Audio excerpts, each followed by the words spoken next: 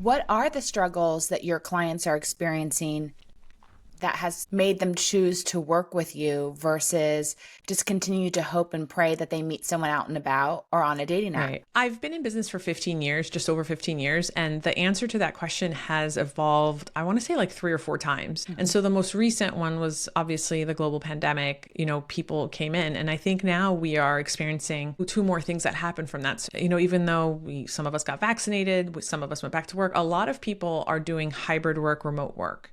And while that's fine and dandy, I know this is controversial. If you are single, I highly implore you to go to your place of business 3 days a week, because you do need human interaction in person. Zoom is not enough. And discovering people, their quirks, their body language, it just creates this emotional intelligence in how to interact with other people. So I think one of the things that we're noticing is that people just don't know how to act in public. And I don't think you have to be single to see this. I mean, I was recently at someone's birthday. I just wanted to get, they were standing in front of the food buffet, and I just wanted to sneak past them because I got my eyes on that shrimp, and they just wouldn't get the hint that I'm trying, you are literally blocking the shrimp. Let me get past you.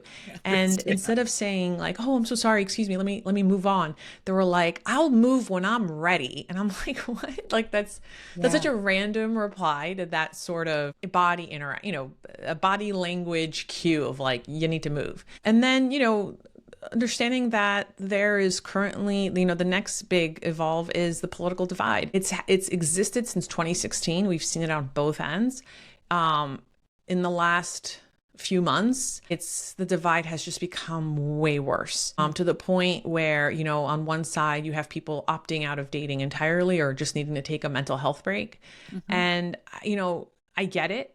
That's it, full stop on that. But at the same time, I think understanding the realities of dating is that on one hand, you have a population, regardless of who won and who voted, that believes that the president is going to do the things that he campaigned on. And then you have another group of people who believes even though they elected him, he's not going to do everything he campaigned on. And this is 2 different realities to live in. And I think, there are so many people who, and myself included, who will encourage people to date across political spectrum. But if you're not living in the same reality, it's really hard. And that only contributes to, adding another layer of loneliness, especially when you consider in heterosexual dating, more men are leading conservative than ever before. And there's a lot of women who are not necessarily seeking traditional values, but they're seeking someone who can give them emotional intimacy and kindness.